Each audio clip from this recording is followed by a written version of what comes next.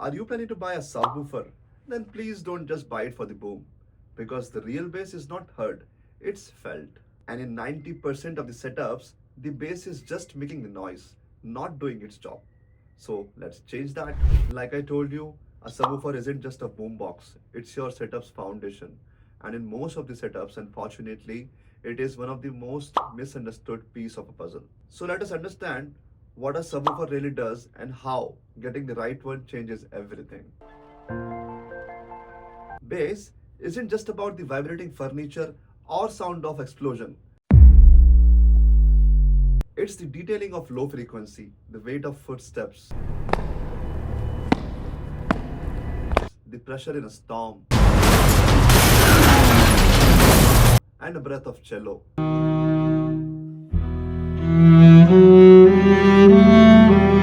A subwoofer isn't just there to add volume to the setup. It is there to increase the gravity in the sound and to enhance the immersion level, which a full range speaker can't alone deliver. Low frequencies, which are primarily catered by the subwoofers, behave totally different as compared to the mids and high frequencies. They can reflect off the walls, they can build up in the corners, and can cancel each other out. That is the reason bass can sound too much at one spot and would vanish totally from another.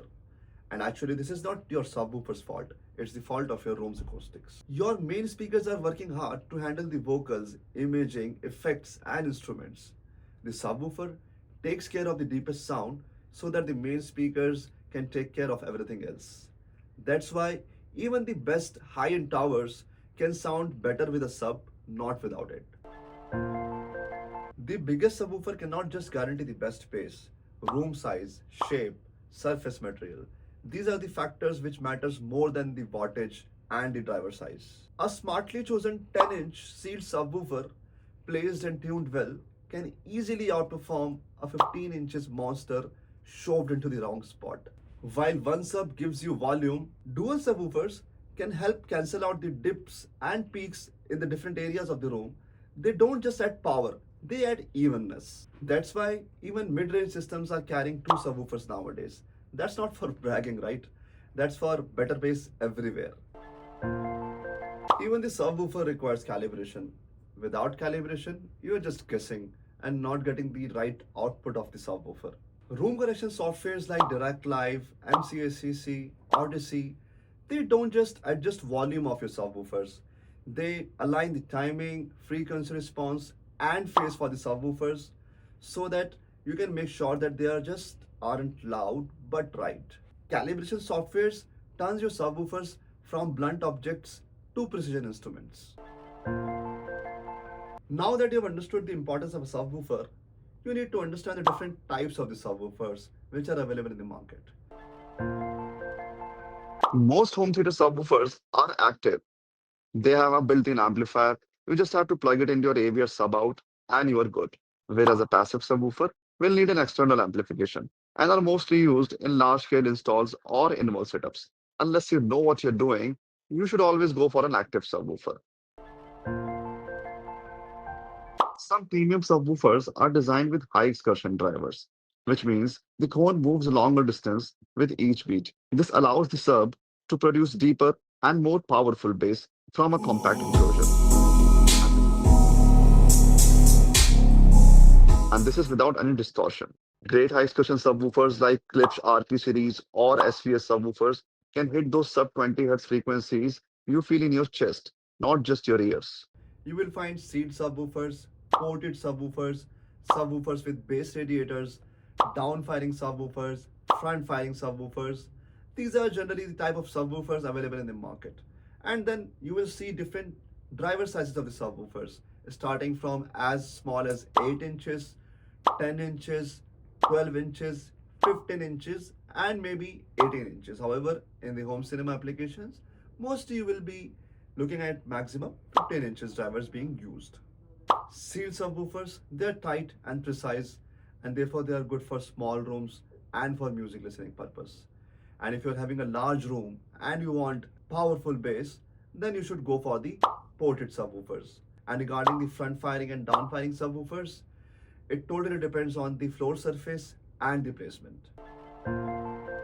For example, on hard floors like tile, marble, or wood, downfiring subwoofers perform well because the floor reflects the bass efficiently. Whereas on carpeted floors or rugs, downfiring subwoofers can feel weak or muffled. In this case, go for a front firing subwoofer because it fires directly into the room, unaffected by the floor softness. For wall side or screen side placement, front firing subwoofers are better because they're more predictable and easier to integrate. For hidden setups or under furniture, downfiring subwoofers work better visually, but only if the surface beneath is solid. Even though the base is omnidirectional, but how it launches and interacts with the surface around it still changes how it feels. Lastly, the subwoofers with the base radiators means neither they are ported nor sealed. They try to achieve a balance between a ported and a sealed subwoofer. Let me give you an example for each of the subwoofer type. Sealed subwoofers means SPS SB 1000 Pro or any rail subwoofer. Ported subwoofer means Klipsch RP1200SW, R120SW. Basically, Klipsch is only about ported subwoofers. If you want to look at downfiring subwoofer, then Polk Audio DS Pro 660W is there. And for the bass radiator type subwoofers, the best examples can be the descent range of subwoofers from Definitive Technology like the DN10, DN12, and DN15. And lastly, for the front firing subwoofers, you can pick any subwoofer from Klipsch. Most of them are front firing. Connectivity features in a subwoofer can vary. Here's how they are typically split. Common features include a low-pass crossover dial, which adjusts the subwoofer cutoff point, and the phase switch or knob helps matching the timing with speakers. Then you will see an auto on and off switch, which saves power and activates the subwoofer only when the signal is there. Lastly, you will see an LFA input or an RCA input, which is standard for use with AV receivers. Now, the features which are available in premium models include high level or speaker level input, which is useful with stereo amps that have no sub out. It allows the subwoofer to tap signal directly from the speaker terminals. Then comes the balanced XLR inputs, which gives a cleaner signal and ideal for long cable runs in premium setups. And lastly, you will see app-based control or PEQ for mobile tuning, custom EQ curves, and memory presets in the premium range of subwoofers. A good subwoofer gives you more control. So if you want help in choosing the right subwoofer for your space, you know whom to reach. This is Zubair from AV Cart. We are one of the top high fidelity AV dealers in India, having showrooms across 5 different cities in India. We have completed more than 1,000 setups across the country, and we love to sell you the right thing at right price.